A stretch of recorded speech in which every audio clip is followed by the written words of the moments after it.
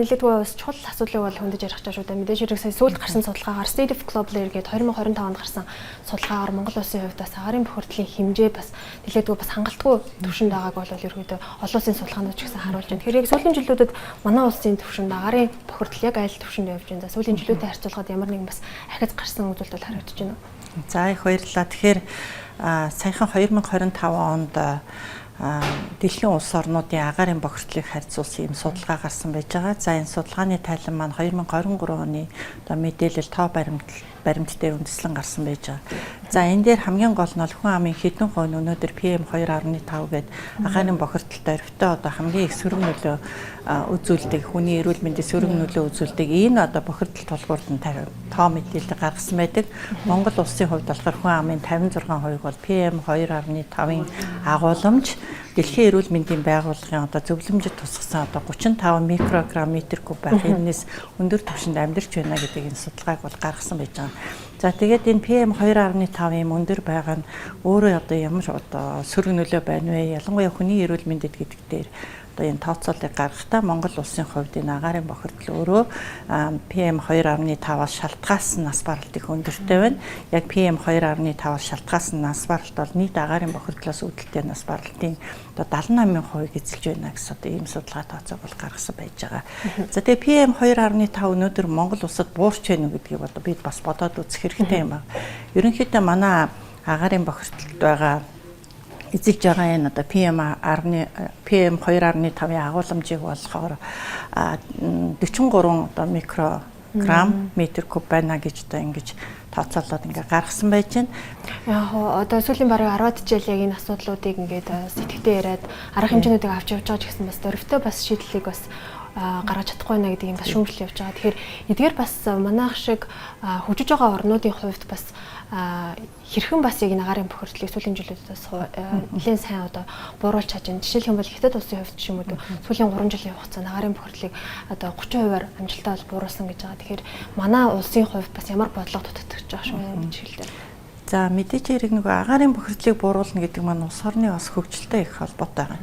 Ерөөсөө энэ хөгжингөө орнууд, хөгжиж байгаа орнууд, одоо бага буруу хөгжилтэй орнууд гэдэг маань эцэст бол ялваа арга хэмжээний одоо үр нөлөө ямар байх вэ гэдэгтээ бас ямар одоо том далаацтайгаар хэрэгжүүлж яах гэдгээс шууд хамаарат байгаа юм л та.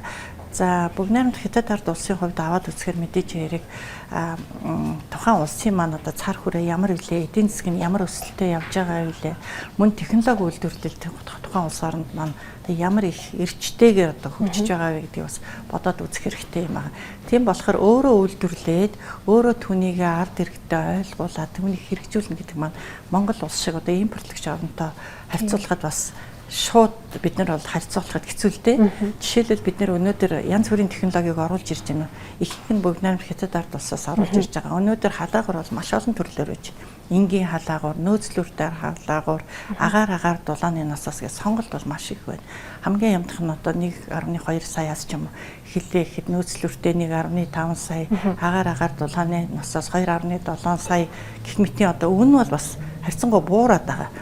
Гэхдээ мэдээж бүгд найрамд Хятад ард улсад үйлдвэрлэж байгаа тэр оронд байгаа үн өртөгтэй харьцуулах юм бол хамаагүй өндөр байгаа гэдэг нь ойлгомжтой байгаа тий. За энэ маань өнөөдөр Монгол улсын хүн амын дундаж цалин хөлстэй, сарын дундаж цалин хөлстэй харьцуулахаар яг цалингийн хэдэн хувь болж ийнэ гэхээр бараг л одоо 40-50%-аас одоо илүү ийм хэмжээтэй болоод байгаа юм л та. Тэгэхээр агаарын бохирлоос үүдэлтэй эдийн засгийн хохирлыг бас хэмжсэн том судалгаануудаас гардаг. Тэгэхээр ерөнхийдөө бас яг энэ чиглэлээр ялангуяа ажлын бүтээмжийн алдагдлын талаар бас том мэдээлэлүүд байдаг. За тэгэхээр энэ судалгааныг бол Нобелийн хөгжлийн хөтөлбөр, Нобелийн хүүхдийн сан гэдэг олон байгууллагууд судлаад ингээ гаргасан байж байгаа шүү дээ. За тэгэхээр бол хамгийн гол нь энэ бүтээмжээс гадна нөгөө амжиргаа их төрөйтэй байгаа юм л та. Яагаад гэвэл хөдөлмөр эрхлэлт маань буурна, айл өрхийн орлого буурч байгаа, эмийн зардал ихсэж байна. За өглөө улиралд бол өнөөдөр бас түвшний үн бас тийм ч одоо хямд байхгүй байна. Улаанбаатар хотод яг сайжруулсан түвш болон угаас нөөцөл 3750 төгрөг нэг шуудаа гэж байна тий. За хагас кокс буюу хөвгт нөөцгээд байгаа 5000 төгрөг гээд байж байна. За одоо мөн цэвэр технологи руу шилжих юм бол тодорхой хэмжээний урамшуул олгоно. За саруудад өөр төвшний урамшууллыг орлоно 900 мянга гэл ингээд дивж байна да. Гисэн хэдий ч яг хүүхэд өвдөх юм бол өнөөдөр хүн өөрөө өвдөх юм бол тэгэл ордог тэр чигээрээ л алдагдсан шин. Тэгээ одоо нэгдсэн байдлаар нь судлахаас гадна эдийн засгийн хойр хохиролт гэдэг бол яг өрхийн одоо амжиргаатай шууд уялдаад байгаа юм. Тийм. Дээр нэмээд мэдээж эрүүл мэндийн даатгал, эмнэлгийн одоо ор хоног. За тэгээд нөгөө эмч нарын ажлын ачаалал, сувлагч нарын ажлын ачаал гэх юм бол за дээр нэмээд төргийн тусламж гэх тий энэ бүх зардыг тооцох юм бол үнэхээр эдийн засгийн дарамт бол маш өндөртэй. Тэгэхээр нэгэн үе бодвол бас манай улсын хувьд ногоон санхүүжилт болон хөрөнгө оруулалт чиглэлээрс нэлээд гоо анхаардаг болсон. Тэгэхээр олон улсын бас нэлээд олон байгууллагууд Монгол улсын зүгт одоо яг энэ чиглэл дээр бас хөрөнгө оруулалт эхэлсэн маа. Тэгэхээр яг энэ чиглэлийн бас төслүүд хэр хангалттай хэрэгжиж ингэж харж байна. Бас хэр ач холбогдолтой болов? Тий.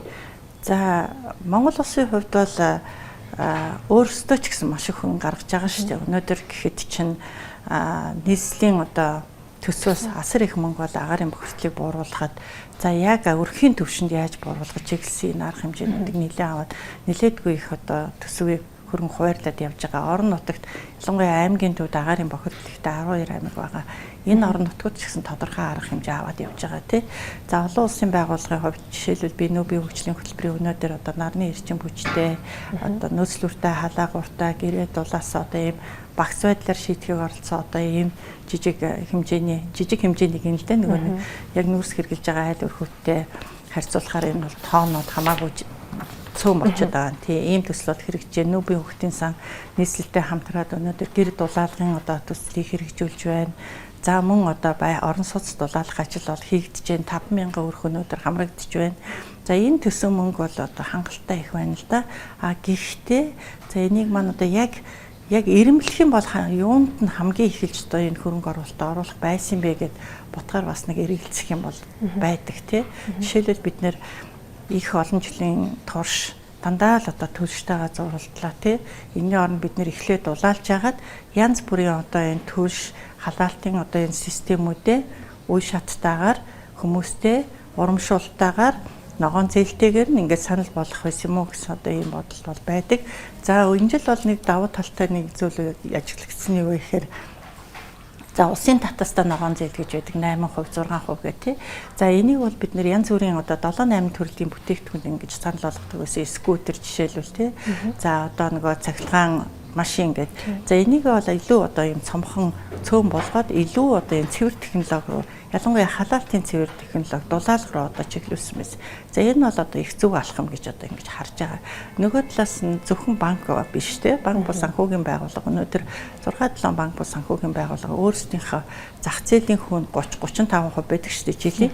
Энийг маш их бууруулад 18-аас 19% руу оруулаад айл өрхөд бол энэ цэвэр технологи, халаалтын технологиг дулаалгыг нэвтрүүлэхэд энэ санхүүжилтийг олгоод эхэлсэн байна. Тэгээ энэ бол бас их нэг хувийн хвшлийн зүгээс оруулж байгаа асар их хувь нэмэр гэж харж байгаа.